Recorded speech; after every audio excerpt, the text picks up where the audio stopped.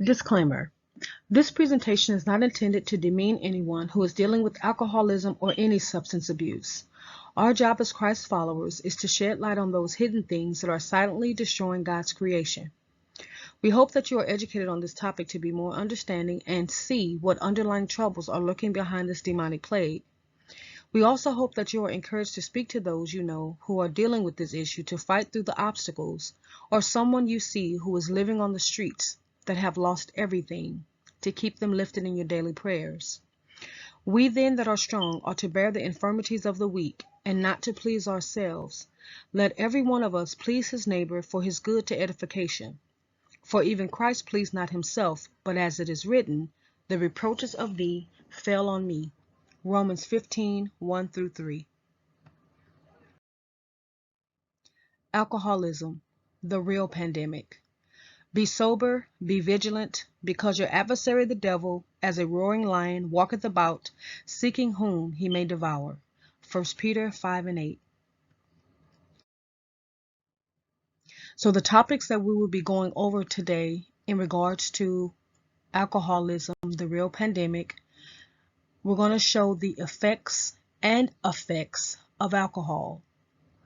So the first topic is that's how a lot of people deal with their problems. That's something that I hear and I've heard people say as to why it's okay for people to use alcohol to deal with their problems. 2 is how alcohol affects the body, specifically the frontal lobe of the brain. Self-medication of an underlying undealt mental instability. Cause and effect. 1 in every 13 adults abuse alcohol or have an alcoholism problem. This information was taken from ProjectKnow.com from 2017. Ethanol or alcohol is the most common drug of abuse among addiction treatment programs.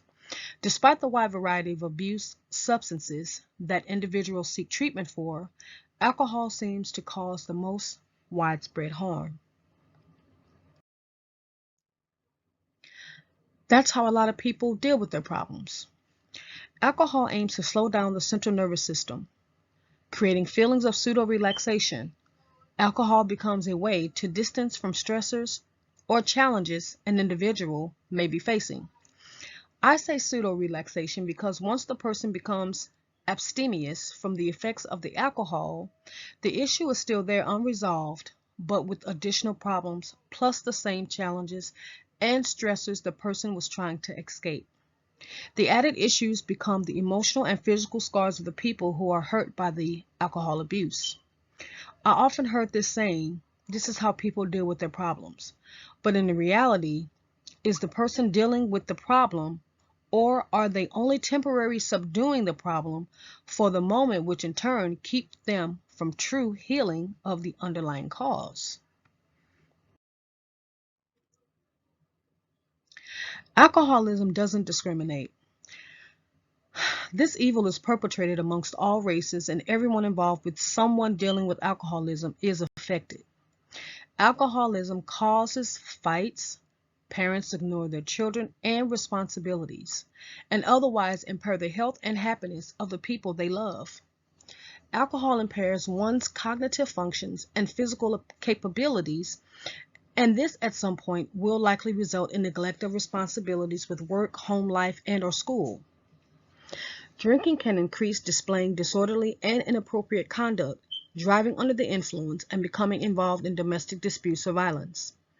The time, effort, and resources formerly dedicated to life-sustaining activities such as working and spending time with family are disrupted. In the beginning, a person may feel that their abuse of alcohol will help them deal with stressors, but as the person continues to deal with their problems in this manner, it leads to dependency on the substance, now becoming psychologically addicted and all-consuming. Isn't it high time that we start dealing with our problems in a healthier way? If the Son therefore shall make you free, ye shall be free indeed. John 8:36. Don't give up. There is hope. Let's show our children and those around us a better way. How alcohol affects the body, specifically the frontal lobe of the brain. So we're going to discuss the central nervous system, the body, and the frontal lobe, how alcohol affects those three systems or parts of the body. So let's first talk about the central nervous system. The central nervous system consists of the brain and the spinal cord. It is part of the overall nervous system that also includes a complex network of neurons known as the peripheral nervous system. The nervous system is responsible for sending, receiving, and interpreting information from all parts of the body. The nervous system monitors and coordinates internal organ function and responds to changes in the external environment. The central nervous system, or CNS, functions as the processing center for the nervous system. It receives information from and sends information to the peripheral nervous system. The brain processes and interprets sensory information sent from the spinal cord. Both the brain and spinal cord are protected by a three-layered covering of connective tissue called the meninges. Severe alcohol abuse can take its toll on the central nervous system. Even moderate consumption of alcohol negatively affects the central nervous system.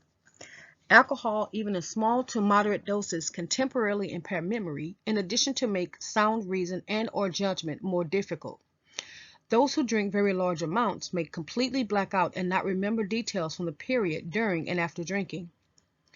Other unpleasant effects of drinking include sleep interruptions, depression, anxiety, feelings of panic, and even suicidal tendencies. Long-term alcohol abuse or alcoholism can even lead to the development of neuropathy, dementia, and serious conditions known as Wernicke's encephalopathy and Korsakoff's psychosis.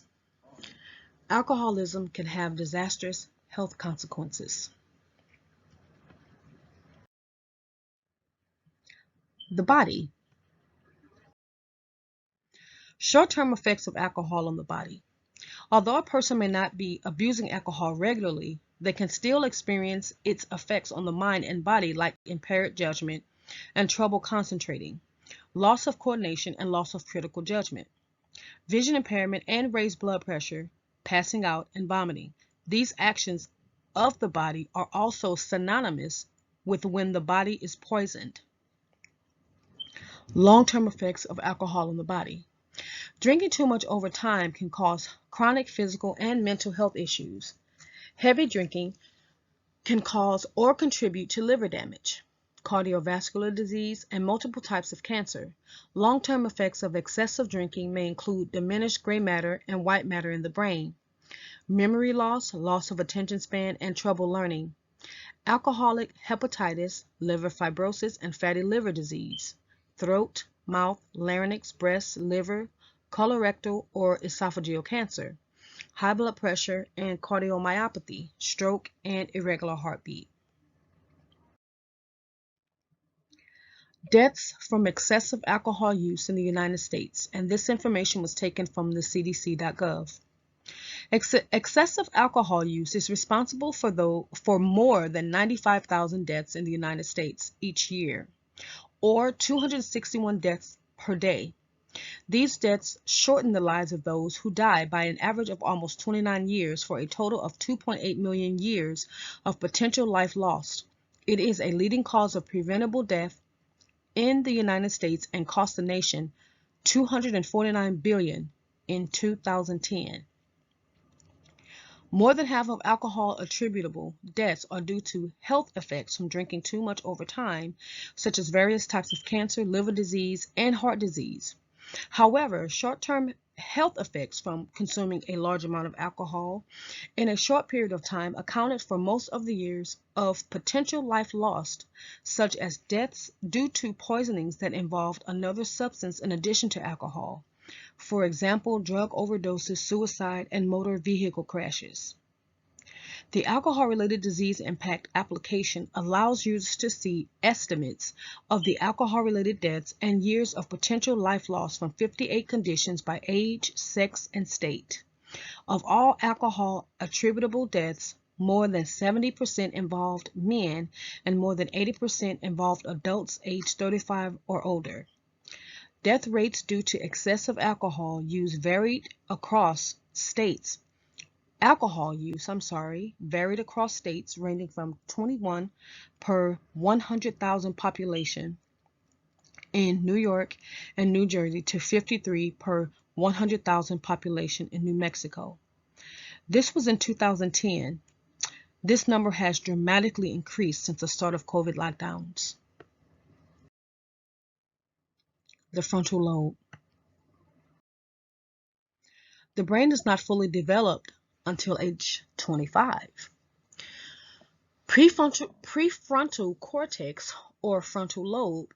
So the part of the brain that has which we call the rational part, is involved in cognitive behavior, planning, decision making, and personality. The amygdala or limbic brain, which is the emotional part, is in charge of fear, anger, flight, or fight. Most car rental companies won't rent to customers under 25 without a daily underage surcharge added. Budget car rental won't even rent to customers under 25 at all. So thinking about thinking, higher reasoning, executive function. So as you see in the picture here, the prefrontal cortex, the functions of the prefrontal cortex is empathy, insight, response, flexibility, emotion regulation, body regulation, morality, intuition, attuned communication, fear modulation. So that's the part of the brain that usually is used by matured adults. The limbic part of the brain, which is the fight, flight, freeze, stress response. The thinks, am I safe? Do people want me? Emotions live here. So that's why they say that this part of the brain is usually used by teenagers. It is not for kings to drink wine, nor for princes strong drink, lest they drink and forget the law and pervert the judgment of any of the afflicted. Proverbs 31:4 and 5. The frontal lobes are the largest parts of the brain. The frontal lobes are involved in motor function, problem solving, spontaneity, memory, language, initiation, judgment, impulse control, and social and sexual behavior. Research has suggested that early alcohol abuse in early teen years was associated with early onset dementia. Imaging studies were done on patients with alcoholism show atrophy in the brain regions responsible for short-term and long-term memory, balance, emotions, brain shrinkage, mental health issues, psychosis, change in mood and personality, circulation to the brain, anxiety, depression, and risk of stroke. Increase in alcoholism and COVID lockdowns. So this information was taken from nypost.com, which is newyorkpost.com. So it said millions of Americans took to the bottle during the COVID-19 pandemic, according to a new study. Nielsen reported a 54% increase in alcohol sales for the week ending March 21st, 2020 over the previous year. Meanwhile, 75% of Americans reported drinking more during the lockdowns, and the American Psychological Association found a quarter of Americans increased drinking to deal with pandemic-related stress. Excuse me. The dramatic spike in booze consumption was seen in both men and women. Historically, heavy drinking has occurred more in men than in women, but a study published in the BMJ journal wrote, findings confirm the closing male-female gap in indicators of alcohol use and related harms. The ratio is now nearly 1-to-1. This information here was taken from verywellmind.com. Overall, alcohol consumption has increased 14% in adults during the pandemic. A recent study in the American Journal of Drug and Alcohol Abuse showed that binge drinking has been an ongoing issue, with 34% of the sample reporting binge drinking during the COVID-19 pandemic, including weekly increases as lockdown protocols persist. So this is additional information from nber.org, which talked about the increase of alcohol abuse during the COVID-19 lockdowns. A large body of evidence documents a link between alcohol consumption and violence involving intimate partners and close family members. Recent scholarship suggests recent scholarship suggests that since the onset of the COVID-19 pandemic and subsequent stay-at-home orders, there has been a marked increase in domestic violence. This research considers an important mechanism behind the increase in domestic violence during the COVID-19 pandemic, an increase in the riskiness of alcohol consumption. We combine 911 call data with newly available high-resolution microdata on visits to bars and liquor stores in Detroit, Michigan, and found that the strength of the relationship between visits to alcohol outlets and domestic violence more than doubles starting in March 2020. We find more limited evidence with respect to non-domestic assaults supporting our inclusion that it is not alcohol consumption per se, but alcohol consumption at home that is a principal driver of domestic violence. We are in a crisis, but fast food and liquor stores are still open. During the beginning of the COVID lockdowns, fast food and liquor stores never closed. Their business profits saw a drastic increase while people were shut up in their homes with fear, eating their McDonald's, drinking their red or white wine, and their brown liquor. If COVID was truly a pandemic, you would see the apocalyptic effects of this pestilence as you peered out of your window. Dead bodies from the homeless that didn't have a home to shelter in place, laying in the streets, alleyways, and fields with riots happening and looting of people trying to get food supplies. Also, there would be no news broadcasting, but sure enough, everything was still intact, but just those being told who was essential versus non-essential. Why were liquor stores considered essential during the pandemic? Liquor stores are a money maker for the government. This information was taken from clickorlando.com. In short, taxes on alcohol bring governments on all levels a ton of money. In 2018, revenue from alcohol taxes amounted to more than $10 billion, according to Statista. U.S. alcohol tax revenue and forecast 2000. Now this is from 2000 through 2026. So this is the tax revenue forecast for U.S. alcohol tax. In 2020, revenue from alcohol tax in the United States amounted to $9.49 billion US dollars. The forecast predicts an increase in alcohol tax revenue up to $9.53 billion US dollars in 2026. The total revenue of the US government in 2020 totaled to $3.42 trillion US dollars. If liquor stores and fast food restaurants were still open during COVID lockdowns, do you think that your health and your family's health were in their best interest? I think not. Self-medication of an underlying undealt mental instability. Self-medication with alcohol or drugs for mood and anxiety disorders. A narrative review of the epidemiological literature. This was taken from ncbi.nlm.nih.gov. The comorbidity of mood and anxiety disorders with substance use disorders is common.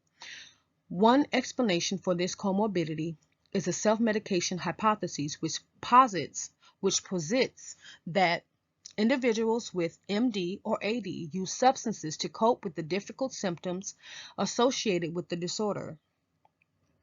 Over time, self-medication can develop into an independent SUD, which is a substance use disorder. This narrative review will present the prevalence and correlates of SM and with alcohol and or drugs for MD and AD, which is mood and anxiety disorders, and the relationship between SM and subsequent SUD using both cross-section and longitudinal epidemiological data. In this paper, we explored associations of multiple domains with regular drinking and getting drunk among adult African American men. Questionnaire-based computer-assisted interviews were conducted with 484 men in Atlanta, Georgia. Data analysis involved multivariate logistic regression analysis. Findings show that being older increased the odds of both drinking behaviors. Sensation seeking increased the odds of regular drinking, and having experienced childhood sexual and physical abuse increased the odds of getting drunk. Understanding the link between alcohol use and depression. This information was taken from healthline.com. Alcohol may be a form of self-medication for people with depression. The burst of energy from alcohol can be a welcome relief against some symptoms. For example, alcohol may temporarily reduce anxiety and lower inhibitions. However, the flip side is that people who frequently use alcohol are more likely to also be depressed. Drinking a lot may worsen these feelings, which may drive further drinking. Individuals with mental health conditions may be more likely to use alcohol as a treatment. Several studies suggest that military veterans are more likely to experience depression, post-traumatic stress disorder, or PTSD, and misuse alcohol. Previous trauma is also a risk factor for alcohol misuse and depression. This is true for adults as well as children and young adults. Children who have major depression as a child may drink earlier in life, according to one study. Addiction and depression, self-medicating with drugs and alcohol. This information was taken from emeraldpsychiatry.com. Although depression is one of the most prevalent mental illnesses in the United States, only about 1/3 of the people suffering from depression seek professional help. Perhaps people with depression feel that their illness is not severe enough for a visit to a psychiatrist's office. People may also feel guilty or ashamed that they are struggling with feelings of depression. To find a remedy for their problem, people may start to self-medicate with chemical substances. Many patients who are diagnosed with depression, bipolar disorder, or another mental illness also were living with untreated drug or alcohol problems. The presence in individuals of both substance abuse activities and mental health conditions like depression is known as co-occurring disorder. Co-occurring disorder, also known as dual diagnosis, are when someone simultaneously experiences a mental illness and a substance use disorder. People experiencing mental health conditions may turn to alcohol or other drugs as a form of self-medication to improve the mental health symptoms that they are experiencing. However, the use of drugs and alcohol will only worsen the symptoms of mental illnesses while possibly creating an addiction. Childhood trauma exposure and alcohol dependence severity in adulthood, medication by emotional abuse severity, and neuroticism. So this information was taken from nih.gov. Childhood trauma has been linked to a number of negative outcomes later in life, including alcohol dependence. Previous studies have suggested a mediating role for neuroticism in the relationship between childhood trauma and psychopathology. In this study, we investigate the prevalence of multiple types of childhood trauma in treatment seeking alcohol-dependent patients and the associations between childhood trauma and alcohol dependence severity using multiple mediation analysis. The prevalence of 5 types of childhood trauma: emotional abuse, sexual abuse, physical abuse, emotional neglect, and physical neglect, was assessed in treatment seeking alcohol-dependent patients and healthy controls. Using the Childhood Trauma Questionnaire, multiple mediation analyses were used to model associations between childhood trauma measures and alcohol-related outcomes, primarily the severity of alcohol dependence in the alcohol-dependent sample. Childhood trauma was significantly more prevalent and more severe in the alcohol-dependent subjects. In addition, childhood trauma was found to influence alcohol dependency severity, an effect that was mediated by neuroticism. When individual trauma types were examined, emotional abuse was found to be the primary predictor of alcohol dependence severity, both directly and through the mediating effects of the impulsivity subfacet of neuroticism. Physical abuse also had a moderate direct effect on alcohol dependence severity. Mediation analysis did not reveal any association between childhood trauma and audit score in the non-dependent control sample. Childhood trauma is highly prevalent in treatment-seeking alcoholics and may play a significant role in the development and severity of alcohol dependence through an internalizing pathway involving negative effect. Our findings suggest that alcoholics with a history of childhood emotional abuse may be particularly vulnerable to severe dependence. Neuroticism. So this is the definition of neuroticism, and this was taken from the Britannica.com. So neuroticism in psychology and development, a broad personality trait dimension representing the degree to which a person experiences the world as distressing, threatening, and unsafe. Each individual can be positioned somewhere on this personality dimension between extreme poles: perfect emotional stability versus complete emotional chaos. Highly neurotic individuals tend to be labeled, that is, subject to frequently changing emotions, anxious, tense, and withdrawn. Individuals who are low in neuroticism tend to be content, confident, and stable. The latter report fewer physical and psychological problems and less stress than do highly neurotic individuals. Neuroticism is associated with distress and dissatisfaction. Neurotic individuals, that is, those who are high on the neuroticism dimension, tend to feel dissatisfied with themselves and their lives. They are more likely to report minor health problems and to feel general discomfort in a wide range of situations. Neurotic individuals are more prone to negative emotions such as anxiety, depression, anger, and guilt.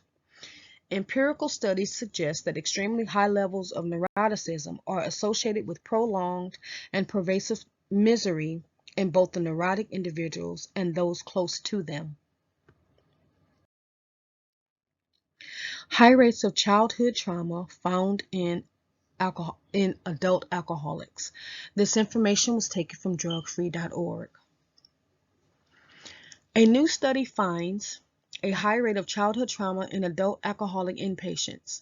The researchers suggest childhood trauma should be considered when developing prevention and treatment strategies for adults with alcoholism. While a history of physical, sexual, or emotional abuse in childhood is a known risk factor for alcohol dependence, the new study shows how strong the association can be, according to the Los Angeles Times. The study, conducted by researchers at the National Institute on Drug Abuse, included 196 men and women who were treated as inpatients for alcohol dependence. Over 55% had a history of childhood trauma. The prevalence of emotional abuse was 21%, physical abuse 31%, sexual abuse 24%, emotional neglect 20%, and physical neglect 20%. Almost one-third of study participants reported experiencing at least 2 types of childhood trauma, and 19% reported at least 3 types. The researchers found a history of emotional abuse increased the risk of mood disorder, particularly major depressive disorder, as well as post-traumatic stress disorder. Those who experienced sexual abuse had an increased risk of also developing an anxiety disorder. The study found people who had been physically abused and then became alcohol dependent were more likely to have attempted suicide. The study is published in Alcoholism, Clinical and Experimental Research. So let's talk real. This is going to be real talk. No issue just presents itself out of thin air. We are adults who were once children. If not given a stable environment with discipline and being raised in a loving, nurturing household, will become headaches and heartaches for others in society to deal with. We talk about raising our children right, but how can you raise a child with discipline if you as a parent lack self-restraint yourself? This is a do as I do, this is a do as I say and not as I do world. And no one wants the responsibility of doing what's right to be an example to others, especially their children. That means that parents will have to put their selfish ways on the shelf to be mentally and emotionally prepared to raise their children correctly. Some may say, or some may even add, what is the correct way to raise my child or children? Parenting didn't come with a manual. I can go in depth regarding this topic, but there are plenty of parenting books already written and published about this. Also, it is about being honest with yourself as a parent and giving your child the very best in opportunities, nutrition, health, mental and physical, and happiness, allowing a child to be a child, something you didn't get to experience as a child. Childhood traumas come when we put our children in mature situations that are too much for their childhood minds to comprehend.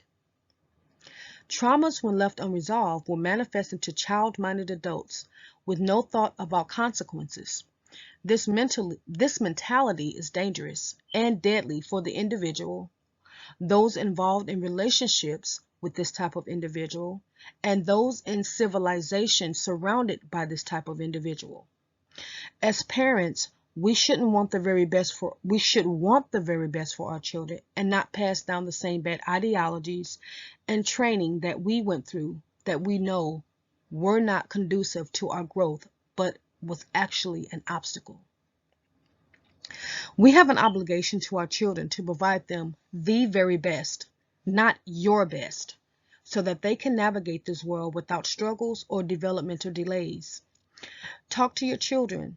Don't assume that they don't understand what is going on. Your child is an individual. If you have multiple children, don't dismiss the child you consider mouthy or smart because they are asking questions. This child could very well be the mouthpiece that God will use for his purpose, and that also will be the one that will speak up on your behalf if you were ever to become incapacitated. Alcoholism is prevalent in almost every household. Most of us know of someone that is dealing with alcoholism. We must understand and know that this is a serious problem that we are facing, and that given the current climate with increasing prices, job loss, rise in household bills, but a decrease in pay can take more unsuspecting hostages.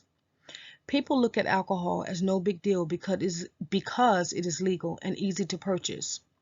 But the results from dealing with alcoholism are disastrous and have far more lethal ramifications than we can imagine.